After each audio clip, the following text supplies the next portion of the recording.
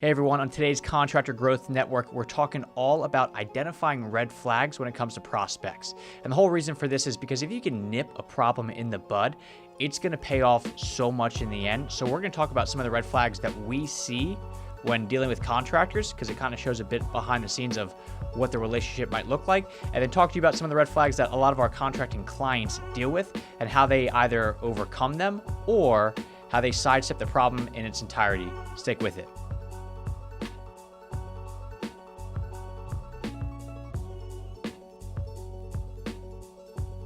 Hey everyone, welcome back. This is Logan Shinholster, and today I'm sitting down with Alex and we're talking all about red flags in the business. Now, Alex, when I ask you about what does a red flag mean to you, how would you define a red flag? I would say problems in your business, kind of day-to-day operational challenges you have to hurdle over. Okay, so how about a red flag when it comes to a prospect? Like if I said, I was talking to this person, they're a potential customer, and there's just red flags. Issues that made you maybe not want to work with them. Yeah. Okay, red flags in a relationship. Don't want to date her. Yeah, see, same deal. So it's the same idea whether you're dating or it's already a customer. Just how to identify some of the flags or the red flags that you deal with. So for us, when it comes to you're working with contractors, there's two big red flags that we deal with, or that I deal with, because I do all the sales. People call in, and I talk to, just over the past couple weeks, because it's starting to become website season again, I don't know, 12 to 15 different people just about their businesses and what they're looking for. The very first red flag that I hear a lot of is when people want to scale their business at a crazy fast rate. So I'll give you an example. Had a call come in, and last year they did, because I always ask money, because money makes, if I'm like, oh, what are you trying to get to? And they're like, oh yeah, I'm trying to get to $50,000 a year. I'm like, we're not going to be, I'm going to cost more than that. So it might not work out. So somebody calls in and says, yep, last year I did $100,000. Okay, great. What are you going to do this year? Well, this year I think I'm going to do about $250,000. Okay, so that's a pretty big jump. Now, what do you want to do next year? Let's say you get the marketing going. In a perfect world, what's next year look like? And they go, well, I'm thinking about doing, $1 million. Well, how? How'd you get to that conclusion? I'm just curious, why $1 million? Well, it's, last year did 100, this year did 250, and then just based off this growth rate, if I just keep this up, then I'm going to probably hit $1 million. And I'm just immediately thinking, okay, so if you can run a mile in 8 minutes, and then you train for 2 weeks, then you can run a mile in 7 minutes, does that mean at this rate you're going to be breaking that 4-minute mark in a month and a half? It doesn't quite work like that. So that's my biggest one red flag, is that when people come in and their growth rate is so much that it's just like blowing it out of the water, because then that factors in. So Alex, let me ask you this. It comes in and somebody says, oh, I want to grow this. Even for full sale, let's just say all of a sudden we want to grow by 150% by next year. The people that we have here, do you think we have the capacity to just all of a sudden grow that much?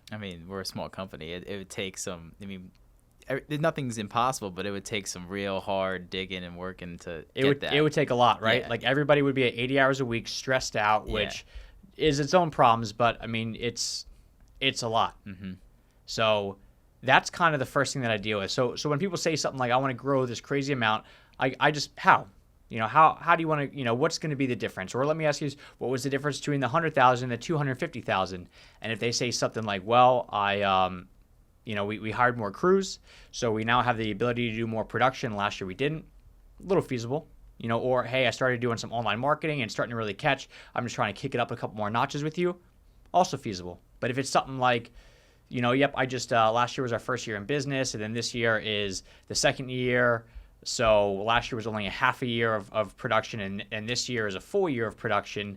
Well, if this year is a full year of production, you're kind of at capacity. Like, yes, you could kick it up with some marketing and stuff like that, but to go from 250 to like $1 million is, yeah. It's crazy. It's like you watch Shark Tank, and those people come in, they value their business like 5 times worth, and they're like, how do you come to this? Well, we're hardworking, and we're gonna get it done with your help. Well, I'm like, okay. Yeah. You're growing your business 500% in a year. Okay. Yeah, like it just doesn't work out that way, because then you got the systems on the back end, and and like, and everybody value like, well, I do really good work, so I should be $1 million company.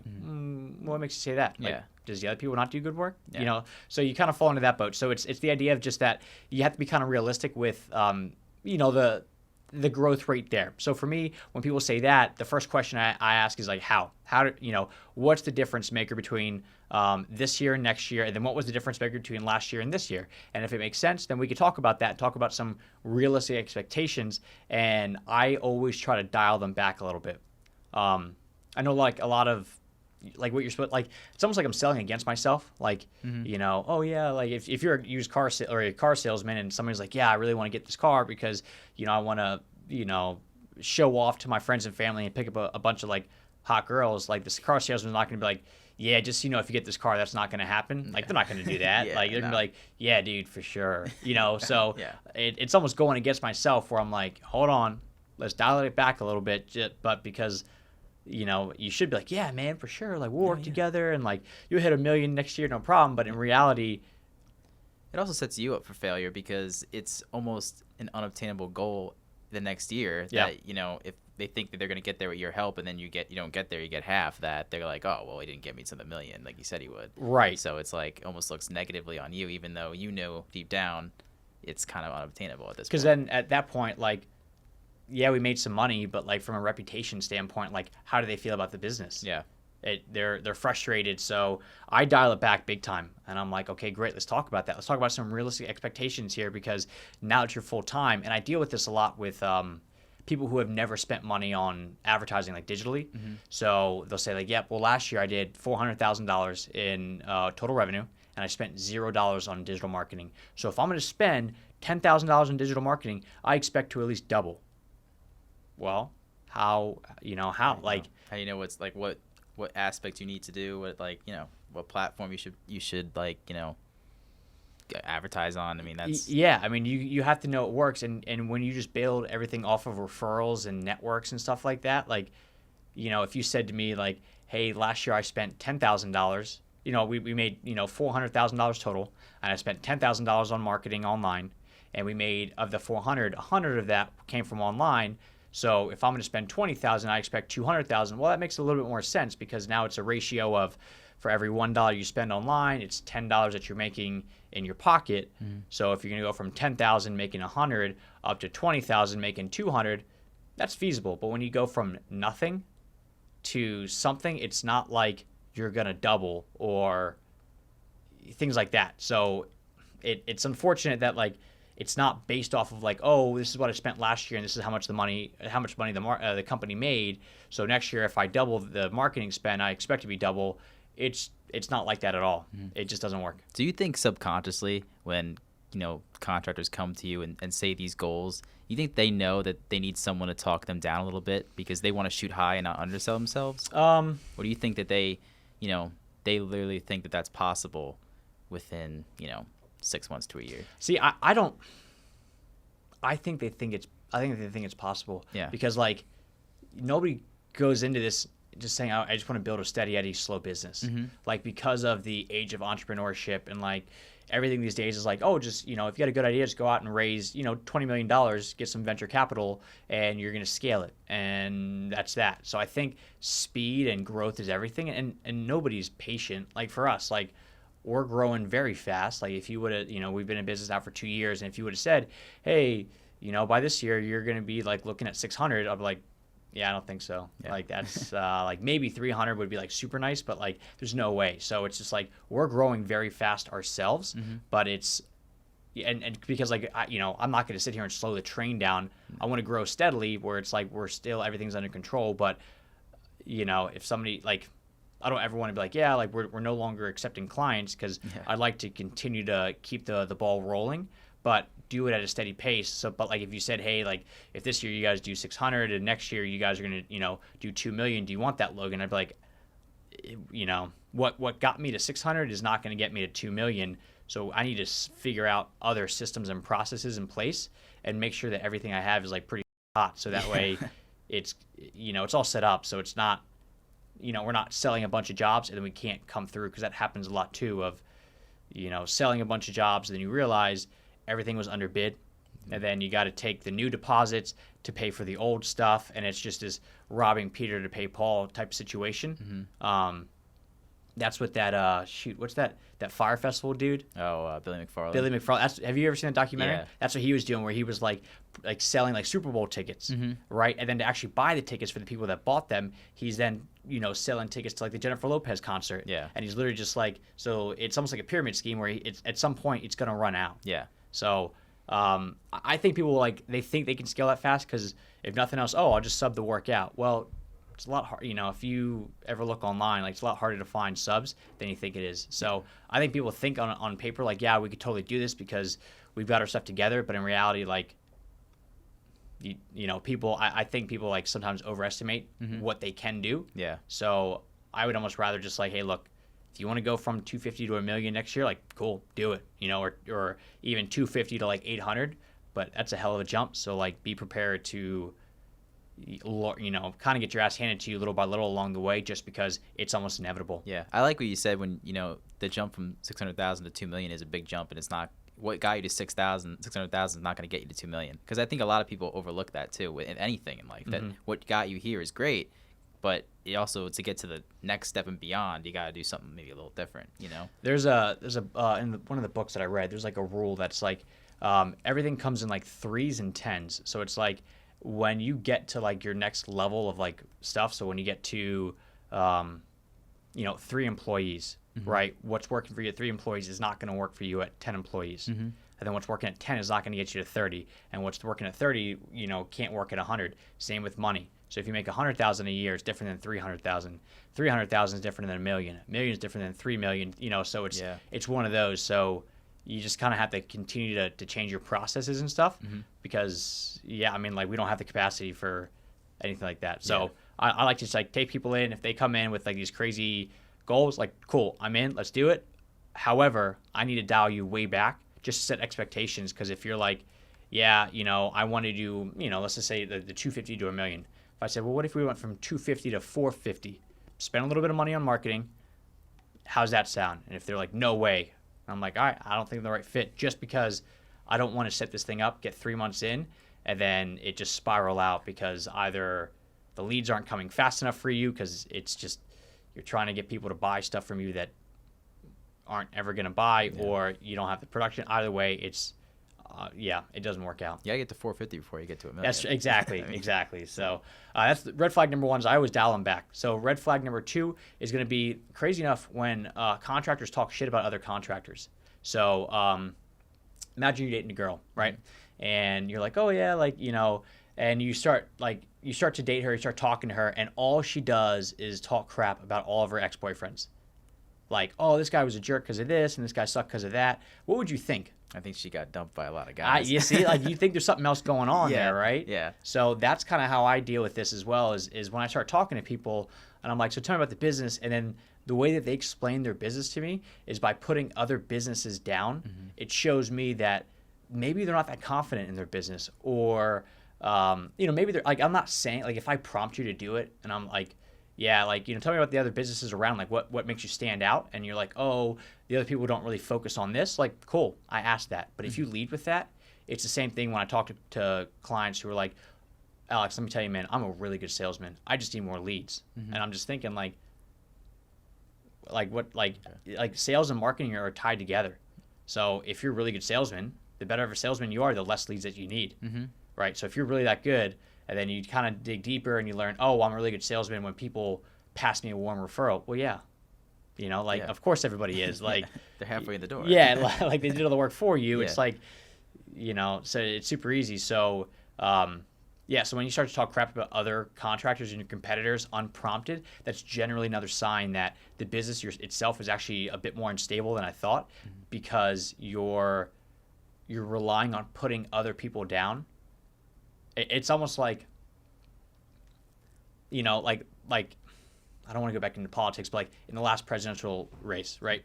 Clinton versus Trump. If you could sit here, it was what most people were finding who were in the middle was, well, why are you voting for Trump? Oh, because it's not Hillary. Well, why are you voting for Hillary? Oh, because it's not Trump. Yeah. So it's if your meaning for voting for somebody is because you don't want to vote for the other person, not because you like their person's values, how much are you really going to stick with them if something starts to go wrong during the presidency? Yeah, you're flipping. If the first sign of trouble, you're flipping to the other side. Correct. Yeah. So that's the same thing with this. Is if you're going to start to, like the first thing you do is you compare yourself to everybody else in the sense that like unprompted, why how are you different? That's one thing. But if you're like start just talking crap about other people, it generally shows that there's something going on. Yeah, and also it's just an excuse. I mean, and they don't know what's wrong with that's smart. Yeah, they don't know what's wrong, so they're just making excuses. Well, there's got to be something with the other people, or it's not me, and it's that I don't want to say cockiness, but it's it can't be me. I'm not the problem in my own business, and I think a lot of business owners find that problem. It's tough. It's tough, like put your ego aside. Yeah, for a you second. have to. Like I'm the ultimate. Like it's funny. Like I got a pretty strong personality, but I will tuck my tail between my legs. Anytime I talk to a customer where like I'm in, even if I'm not in the wrong, I can sit there and argue with you, tooth and nail and prove, hey, look, I know you said that you expected this. Well, you remember how we talked about this, this, and this, and you signed off in the scope of work and it showed this. Yeah, you're wrong. Now, if it starts to get into a legal thing where it's like, okay, then I'll just be like, look, dude, like you're actually wrong. But like if I know the sale's already lost or the relationship's done, and at this point, I can either tell you off, make myself feel better, and then have you leave a bad review.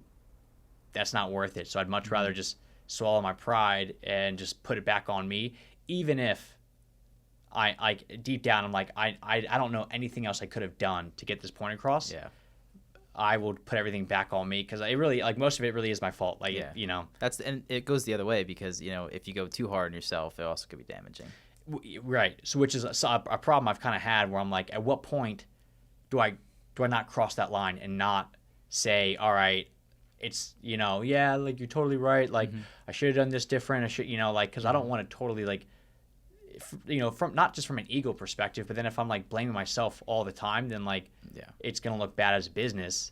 But like, there's a certain level where like, I'm trying to skate that line of apologizing and taking ownership of stuff, even though it might not on paper be my fault. Yeah. Without like, yeah, dude, I'm a total idiot. Yeah. No, there's definitely some there's a lot of cases, probably more than the few that a lot of times that customer, that lead is just the same thing like you said. They just make excuses and it's just impossible. It's almost like you're falling down a trap door with the sale. I mean, you're never just gonna get there, but you got to find that balance like anything. So in that case, if they're like starting talking about their competitors instead of fueling the fire, because at first I used to fuel the fire. Oh, wow. How much better are you? Like, tell me about, oh man, they suck. Because it's like the enemy of your enemy is your friend. So it's one of those where like you want to side with them because that's actually a really common siding point. But then I started to realize that those prospects never worked out. They never turned into sales because they either became a total pain in the butt or they just didn't actually have any money. Yeah. So now instead of siding with them, now I just be straight up and I just try to be like, all right, well, let's go back to you. Yeah. And if they start to go back to the other person again, I'll cut right to it. And be like, all right, hey, tell me what's going on with the business. Well, and then I'm like, okay. Yeah. So got you. Yeah. So those are my two big red flags. That's how I deal with them is the first one is if you're going to be too much of a scale, I'm going to pull you way back. And if you're going to start talking crap about your competitors or other people, then I'm going to try to put it back on you and make you take more responsibility for your own business, because there's an idea that like when people take responsibility, they actually feel empowered. They feel better. It's like if you were trying to grow your business and you can't figure out how, and then I like kind of walk you through a process where you then go, oh man, all right, yeah, now I see the light. Like you feel way better about it. So I try to do that. But if that's not going to happen, then I just kind of, all right, let's just cut right to it. Yeah. So you get stuck with it. So contractor perspective. So we talked about this last time on the last podcast, but with your dad, when people call up and the first thing they ask for is, what's your rates? What's your price? What is his first initial thought? Price shopper, not really going to get the sale. He'll give him the price. Obviously, stand your ground. This Sure. is my price. Deal with it or not. And then it's all back on the customer. It's the pause. Do you want this price or not? And they go, oh, well, a lot of times when I would answer the phone, it'd be, oh, well, I can get it cheaper down the block. Okay. See you there. Like, go down the block. That's fine. That's the price. But then they call the block and they go, oh, well, they're busy till tomorrow. Oh, well, I can get you in 5 minutes. So that's that. So it's a value thing. So with contractor, like if somebody calls up and goes, hey, like, what's your price for this, or what's your square footage or something like that, and it's like, great, I'd love to talk to you about price. Like, you should never hide the price. But great, yeah, I'd love to talk about it. Let me ask you a few questions first, just so I know what we're talking about, and then you can totally spin it into whatever you want. Because if somebody, like with this, if your dad's got an opening and it's literally the neighbor and it's this and that, like, maybe it is more of a cheaper price. But if they're like, what's your price, and he puts out there, hey, this is what the price is, and in reality they're 4 hours away, he's got to factor that in, which means it's a totally different price. So you got to figure out the information first. So these red flags of what's your price, it's part, you can spin it into, well, that's a good question, like, let's talk about a couple other things so I can give you an accurate price. Who's gonna, like, turn that down? Like, no, dude, give me the price right now. Plus, with this stuff, like, I mean, do people know what to ask your dad?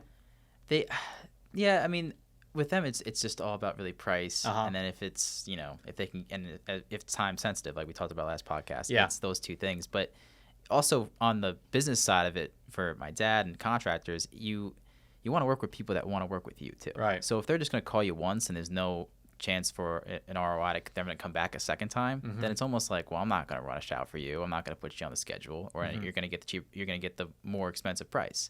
But if it's, they say, oh, well, this guy's 5 cents cheaper. Sure. Give you that price. No matter. It's all about, you got to know if what you do is going to return for the customer. If that's going to make them come back, if that's going to make them, if you can upsell them, stuff like that. So your dad has a huge, like, lifetime value of customers that he has to factor in, because sometimes it is with him, getting your foot in the door. Hey, like, actually we have a promotion going on, so for the first time that we do it, we'll give you 5 cents cheaper. And if he runs that for 10 people, and then he sees that 8 of them come back for, time and time again, it's worth it. It's worth it to lose a couple bucks on the front end to make all this money in the long run. But if all 10 of those people the next time say, I want this price from going somewhere else, and they go somewhere else, it's not worth it. No, it's not. It's not. So when people call you about price, sometimes they just don't know what else to ask. Like, they literally, like, people don't go to customer school. They don't go, oh, when you talk to a contractor, this is what you should ask them. Yeah. At the end of the day, it's what ultimately matters is how much they're going to spend on it. Yeah. And what's the ROI is the biggest thing. Like, is it worth the money? Yeah, exactly. So it's, if they can't justify that to their, significant other or spouse, then it's like, oh, well, why'd you spend $25,000 on a pond when we could have used that for college, a bunch of other things. Yeah, a bunch of other things. So justification is a huge part. So that's where those questions come in. So if somebody is gonna, red flag leads off with price, and they keep bringing a budget, don't hide it, but just be aware that, like, if you could take it and spin it into some questions and start to have them talk about themselves and what they're looking for, like, it's gonna go way, way farther. Yeah. One way I look at it is that, this is, that's their job. So if you want to get paid for your job, you want to get paid, $50,000 a year for, a regular 9-to-5 job, but it says 45. Prove why you're worth $5,000 more a year. And it's the same thing with your price. If don't be embarrassed that you're higher or, lower than the other person. Well, this is what we're going to get for that price. If you want to go higher, you do this. You know what I mean? So it's justification. Yeah. Which I know, like, for the CSA, like, they sometimes say don't justify. I'm in the opposite boat. I think sometimes, like, now if somebody says, prove the value to me, that's different. Like, if they straight up actually say, like, you need to prove this to me, then, like, they're looking for reasons not. But like, if you learn, like, the whole pre-qualifying sales process and stuff like that, like, and you're higher, like, you'll know what, oh, like, well, you're 10 grand higher. Oh, why do you think they're 10 grand lower? Like, you can ask, like, if you know how to like spin it in the proper way to show the value. Yeah. If you come out and start throwing up, like, whoa, we're certified in this and this and this, and, like, people don't give a shit that stuff. Yeah. But, like, if you know how to ask the right questions where they come up with their own solution, then it's in. But, like, I deal with that sometimes where it's like, well, you need to, prove to me why your website's worth more. And I'll ask them a few questions. And if they're not sold at that, I'm like, I don't think I'm a good enough salesman to actually get them to buy this. Yeah. Or if they're like, well, you need to, you need to earn my business. And I'm like, all right, bro. The questions part, it's a good spin because it's almost like you're giving them to say yes, like, multiple times before you could even, like, before you have to say, so why wouldn't you pay that much for me? It's tough though, because I mean, if they're really looking for price, like, well, why are you 10 grand more? Well, why are they less? Well, I don't know. Okay, well, I don't really know either. I mean, this is kind of what we call, like, what we cost. Like, where do you want to go from here? Like, what can I do to help you make a more informed decision? Or, if they were 10 grand less, great. What were you hoping to hear from me that you didn't hear from them? why did you call me? Because if they're cheaper than I am, oh, I want to get the best price. Well, I'm already 10 grand higher, so where do we go from here? Yeah. So you can learn a lot about like by just asking open-ended questions.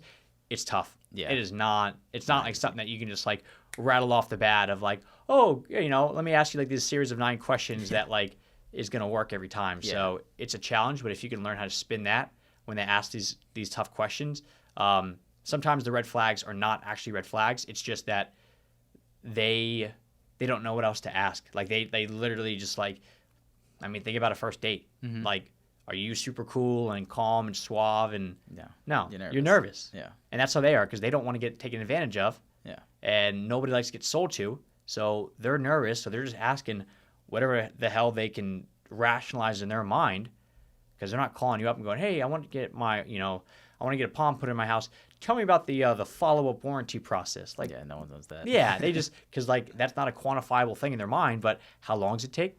What's the process look like?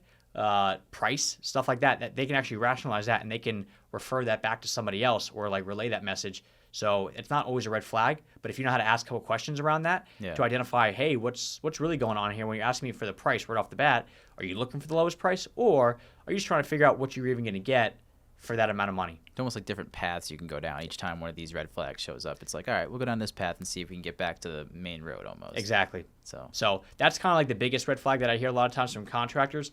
I also hear from some of the clients how to deal with a know-it-all.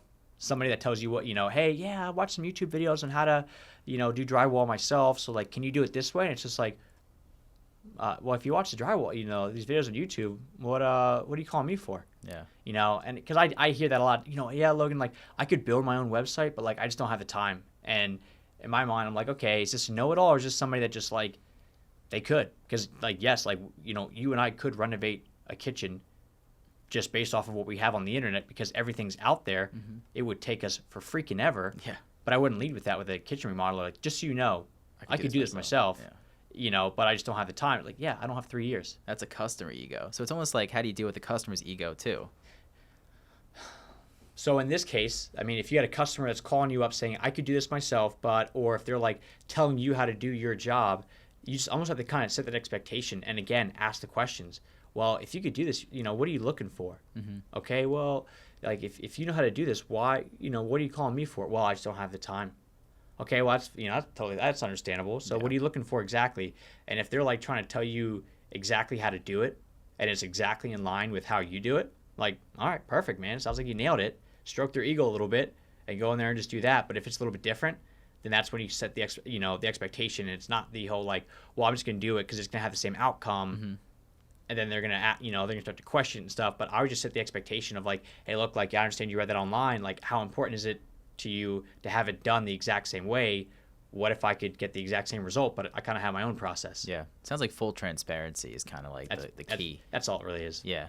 That's smart. Yeah. It's easy. It's way easier said than done. But once you start to like practice this stuff, it's really a conversation because you're not like, especially with the full transparency stuff, you're not making up shit. Like, it's literally like exactly how you do it. So you don't have to like think on the spot. You literally just have to say how you do it. Yeah. It's almost like people get nervous when they're like when these red flags show up because they're like, oh, what do I like? They're basically saying they have to prove themselves or they have to like, this guy doesn't really want it. So it's like the right training, like you said, and then just repetition. I think that, will help with that. It helps a lot. It is tough though, because sometimes you're going to have to swallow your pride on it and you're going to have to be like, oh, wow, that's a really good point. There's actually, Greg Dempsey does this where he's a custom home builder, really high end. He'll get stuff wrong on purpose. And he'll do that for 2 reasons. 1, because it lets people reiterate what they're thinking so they know that Greg heard it. And 2, when you correct somebody, you feel better about yourself. Mm-hmm. Like if you say something to me and you type the wrong form of there, and there, like deep down, I'm like, got him. So like doing that for customers, like to let them feel better about themselves. So he'll get stuff wrong. You can't overdo it. No. So if they're like, yeah, I want a custom house, you're like, what's a custom house? Like that, like that's not going to work. No. But like, certain things where he'll mistake it, and I'll do the same thing where I'm like, all right, great. So like it's a takeaway as well, but I'm like, okay, so it sounds like we want a website, but we're not really looking to be found in Google, right? And like, oh, no, I do want to be, so when people correct you, it's just like from an ego perspective. So when you have a know-it-all, mm-hmm. you got to find, set the boundaries of like, I can do it within this, and this. How does that sound to you? And let them you put the ball back in their court. But also don't be afraid to like play Columbo dumb and just ask questions and then let them sell themselves, where you can either tell them, hey, this is how it's going to go. It's my way or the highway. But if you don't have enough work in the door or you're starting out, it's going to be tough to tell, to bring on this like very strict, like, this is exactly how it has to be done. This is my process. If you don't follow my process, I'm not doing work with you. Yeah.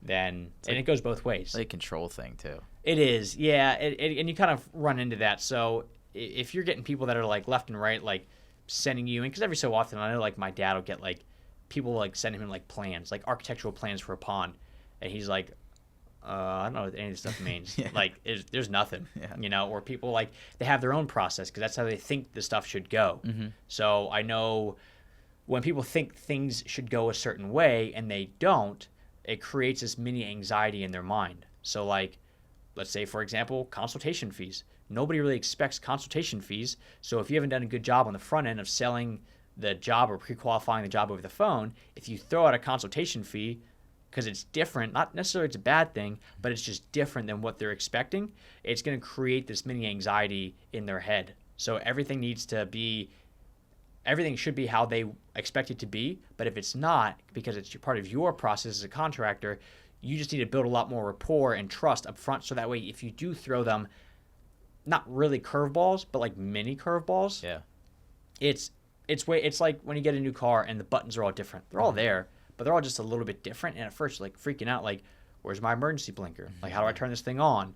And it's not a bad thing. It's just new and you're not expecting it. So it kind of creates a mini panic. Yeah. It's like fear of being screwed too. Yeah. Like they, if you're too hard on like, this is my process and this and that, I thanks for the input, but no way. Like, I mean, like you got to be a little bit flexible. So it's again, finding that balance, which is like the most cop-out answer, but I can see how people can get in trouble because if you're not flexible, if you're not, fully transparent, it always comes off like you're trying, you're trying to hide something. And I feel like for contractors especially, that's probably one of the toughest businesses to have that persona because everyone's already thinking that contractors are trying to screw you. I think every industry is like that. Like I get that now like with marketing because people are like, I came true. from this service or I came from that. And I'm like, this is gonna be a tough sale. Everyone thinks they have some marketing experience, even like it with like the older generation, but then like they don't have any digital marketing experience. It's the same thing with like homeowners. Yeah, like I painted my walls, or I hung up some I don't know like a TV stand. Mm-hmm. So let me tell you how to re-shingle my roof. It's like, all right, dude, it's way different. Yeah. So everybody thinks in their own. It's like everybody thinks their kid's more attractive than they are. Yeah. So it's no different, and it's not like the person's doing it maliciously, but you just got to kind of realize that that's just part of the territory. So if you know your constraints and your boundaries when you're talking to somebody, the more you practice it and the longer in business, generally the more comfortable you're going to get with like, sure, we can make that happen. However, let me set up some constraints on this thing. Mm-hmm. Like this might happen, and I'm going to have to do it this way. Are you cool with that? Yes, I am.